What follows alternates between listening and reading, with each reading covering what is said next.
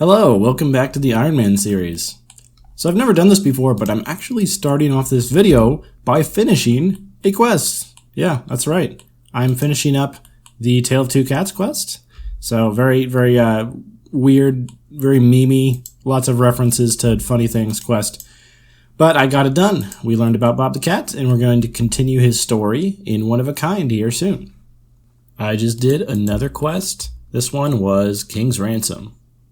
So we get a lot of defense XP and some free XP as well.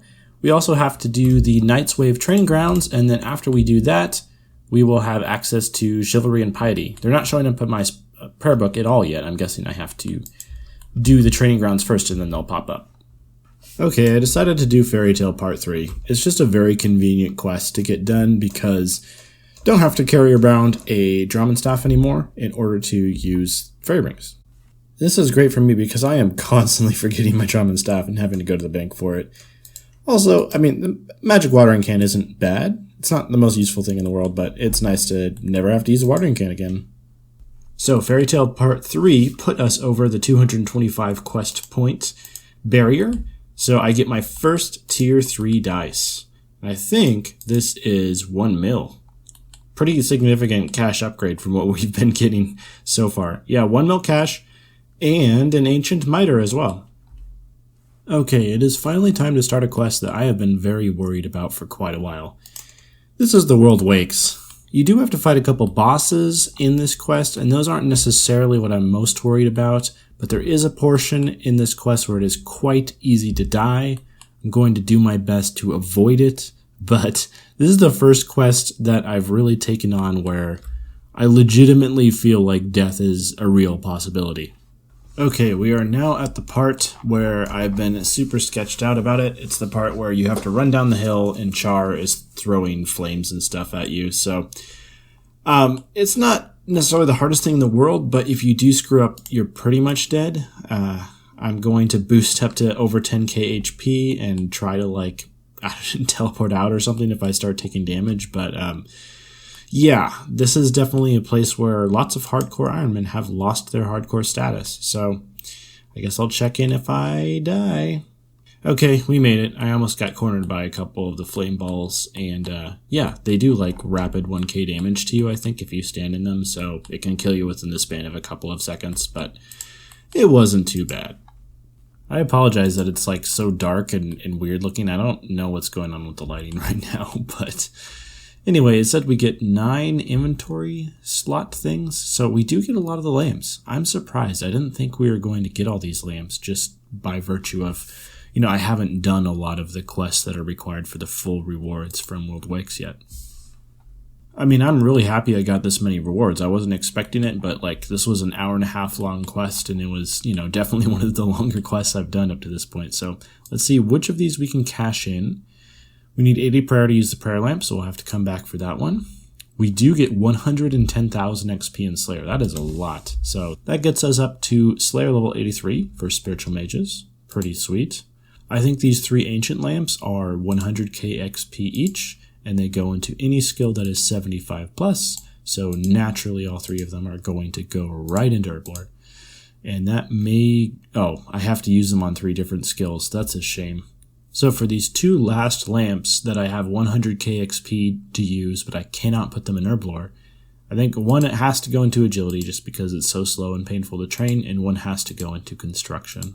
So that's where I'm going to put all of my XP. Hey, we hit 80 construction. That's not bad. Okay, I was able to get a spicy stew boost to make up a bunch of super anti-fires, and with this, we are ready to start One of a Kind. Hey, it's our first time seeing QBD. Thankfully she's unaggressive here, but I will be back. I will be back for the real boss fight soon now that I have these super antis.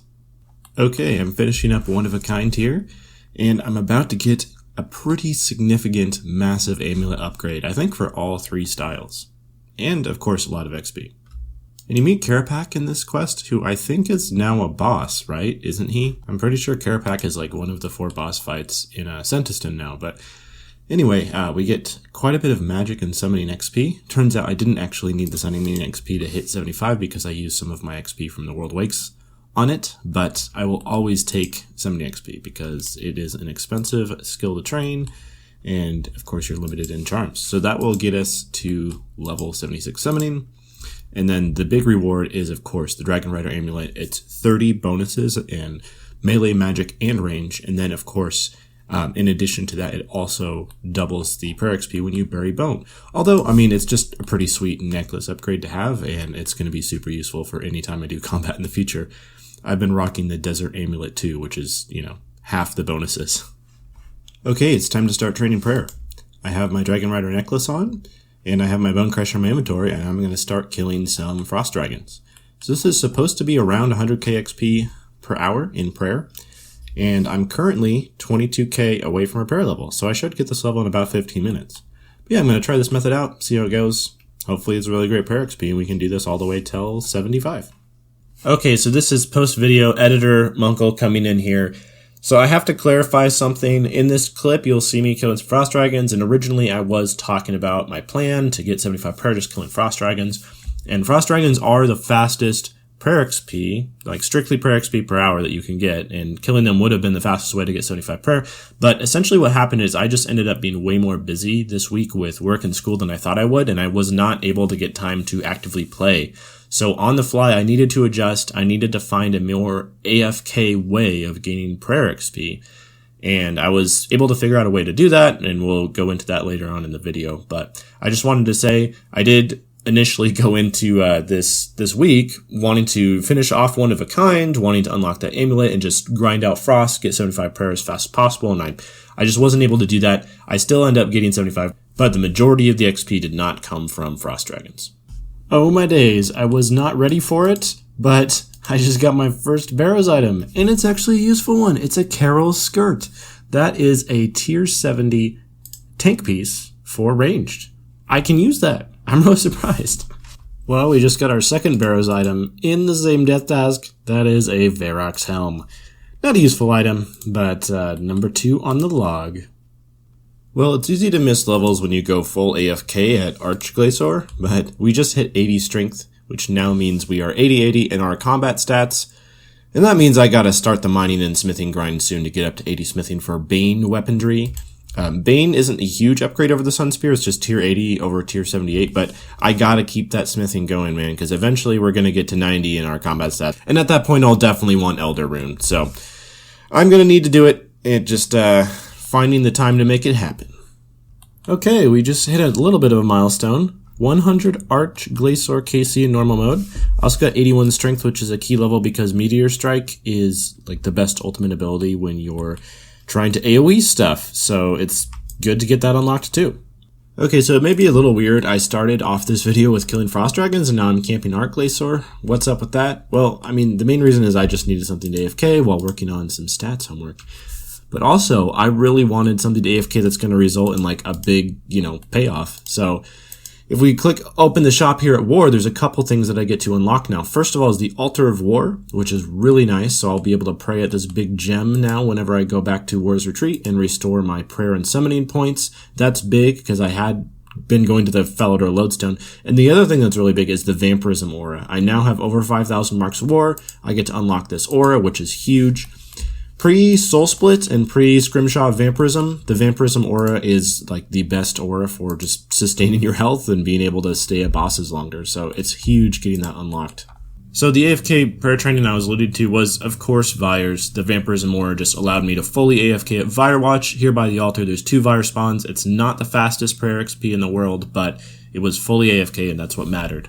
So here at Vyres, we managed to get our first green cash stack. I feel like that's a pretty significant achievement. I have obviously been spending quite a bit of cash on training skills such as summoning and construction, so it's been difficult to really build up a stock of money. But just killing Vyres and all the alchemies that they drop over time has really just helped boost our cash supply quite a bit. So I have been dreading this moment, but I think it's finally time to start questing. At the moment, I am on a 3-hour break from killing Vyres while I'm waiting for the Vampirism aura to cool down. And we have 5 quests to do before we can start Plague's End. So, Within the Light, Catapult Construction, Making History, and then also, of course, Morning's End Part 1 and 2 are required for Within the Light. So, we have 5 quests to do before we can start. Okay, got the easy one out of the way first. There is Making History done. Welcome to this episode of Weird RuneScape Physics. Here we are at the Mourners Headquarters. Can't seem to get in the door. Not really sure. This is a new bug. Never seen this one before. Okay, I should be wrapping up with Morning's End Part 1, which begs the question, how can you have Part 1 to an end? But it's time to start the bad quest, the one that everyone hates. Okay, we finished up the light puzzle, and now it's time for Extreme Ironman mode, because we have to go through the whole list and get all these 50 items. I mean, the alternative is I could grind out 90 Slayer and kill Dark Beast, but as long as this list it'll take significantly less time than grinding out the Slayer. So I'm gonna bite the bullet and I'm gonna do it. Okay, at long last, that one is done. Of course, it just shows up like a couple of short little clips in the video, but I made a couple mistakes during this quest, so it took longer than it needed to. Okay, I'm just finishing up Within the Light right now, which means the main elf quest line is caught up to Plague's End. The only thing I have left to do is just Catapult Construction. It's just, one of those random side quests that is elf related. I guess that's why you have to do it. And then I have to finish off 75 Prayer, which we are close. Okay, this was the last quest we needed to do. Catapult Construction is done. Okay, this is the final Vire kill. I have killed so many Virewatch over the past few days, man. When I open up the log and look at how many Virewatch KC I have, it's probably not going to be a ton in the grand scheme of things. But when you're killing them this level way like I had, took so many hours. But yeah, 75 Prayer, that is the final level, the final requirement we needed for Plague's End. Alright, here we go. I don't remember how difficult Plague's End is. Hopefully none of the fights are too hard and we don't die. But at the end of this quest, we get access to Prifddinas. Man, I am crazy excited right now. Okay, I've started the puzzle/boss fight phase of Plague's End. This is, I think, the last step in the quest, and then we'll gain access to Prif. Thankfully, this light puzzle is a heck of a lot easier than the one that I had to do for Morning's End Part 2. Well, I think that's it. I'm not sure exactly when the quest completion screen comes up, but I did all the puzzles. Dark Lord is dead. It is time to enter Prif. Okay, there it is. Quest is done. We get 50k XP, and I think is that 10 skills? Yeah, 10 different skills, so 500k total XP. And we get the exoskeleton set, of course. And I think we actually have to go and walk over to Prif to enter it for the first time. Alright, here we are. I'm going to go unlock the lodestone really quick, and then we'll run around the city and I'll talk about a few of the features of the Elf City that I've been really excited to get started on working on. Number 1, I would like to get 95 DG to enter this here in the Mailer District, just because this is the one that spawns divination locations, and you can come and do your daily divination gathering every single day. Second is Heffen, both for the agility course being a pretty decent place to train agility that's kind of bearable, and then also because I would like to do probably most of my training from 75 to 93 prayer here on this Errand Stone. Post 93 you can do Vires, and Vires are great, but up until you do Soul Split, this is definitely the way to go. Unlocking the Summoning Obelisk in Amlod is really great, because if you do summoning during the Amlod Voice of Saren, you get plus 20% summoning XP when making pouches here. So in effect, you save 20% of your charms, or you get summoning done 20% faster, however you want to look at it. It makes summoning way more efficient. Here we, of course, have the famous Ethel harps. This is honestly probably where I'll be spending a lot of time, especially later this semester, as I start to get busier, and it's where I'm going to be doing a lot of my crafting training. It's not the fastest XP in the world, but it is super AFK and does not require any gathering of ingredients, unlike any other Ironman method of training crafting, so harps are pretty great. I'll also want to cap on the crystal flecked sandstone every single day, or as often as I can manage it, just because you need a lot of those vials for combination potions, because you need a ton of them on your journey to 120 herblore. At least that is what I have heard. The Ironworth district is kind of famous for being kind of worthless. I mean, the name just fits, Io Worthless. But the one nice thing about here is there is an upgraded crystal chest. It's better than the one in Taverley if you unlock this crystal chest during the Voice of Saren, and this is probably where I'll use all of my crystal keys from now on. Here in the Traherne district, you do have the Saren stones. I'm not sure if I'm ever going to really be able to justify mining them as I am an Ironman, but for regular accounts, it's a great way to AFK mining XP because I don't think they ever deplete. I think since the mining and smithing, they used to deplete after a while, but I think since the mining and smithing rework, you can just mine these forever until you log out, I guess. And of course, one awesome benefit with Prif is you just get another herb patch. You also get another tree patch and another fruit tree patch, just more farming stuff to do. I can't forget having a really easy way to swap prayers and spellbooks is super nice. That's so close to a lodestone. And finally, last but not least, out of the many benefits of unlocking the elf city and freeing the elves from their oppression is now you get to kill them. Elves turn from one of the worst Slayer tasks in the game to one of the best, at least around my stats and levels. I probably wouldn't kill these ones, I'd more likely kill the ones in Ironworth, but anyway, their drops are really good, their XP is really good, and they're not that hard to kill, so overall just a really solid Slayer task whenever I start getting assigned that one. Oh, and speaking of Slayer tasks, I can't believe I almost forgot my boy, Morvran. I can't quite use him yet because you need 120 combat, we're still 6 combat levels off, but when I get there, I'm going to make the switch, stop using Curdell, and we'll start using Morvran as our Slayer Master at that point.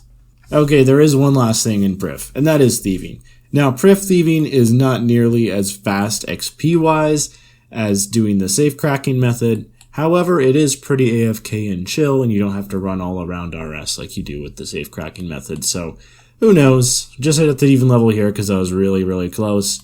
I may keep doing this for a while, I may not, but the last thing I wanted to talk about before we finish up this video is just that the holiday season is coming up.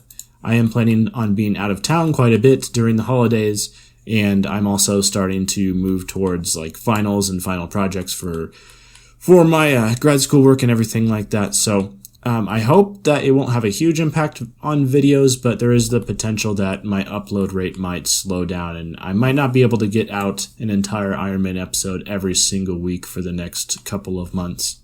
I will do my best to keep producing content, but I just wanted to get that out there just in case I seemingly disappear for a week or two during the holiday season when I'm visiting family and stuff like that. But that is going to be all for this video. I'm super excited to have unlocked Prifddinas. I'm probably going to be either elf thieving or, well, more likely just playing the harps, AFKing pretty hard, as I have a big project coming up for one of my classes that I should be working on right now. And now I have the perfect way to AFK Runescape in the background while doing it. So that's going to do it for me. Thank you all so much for watching, and I will see you next time. Until then, goodbye.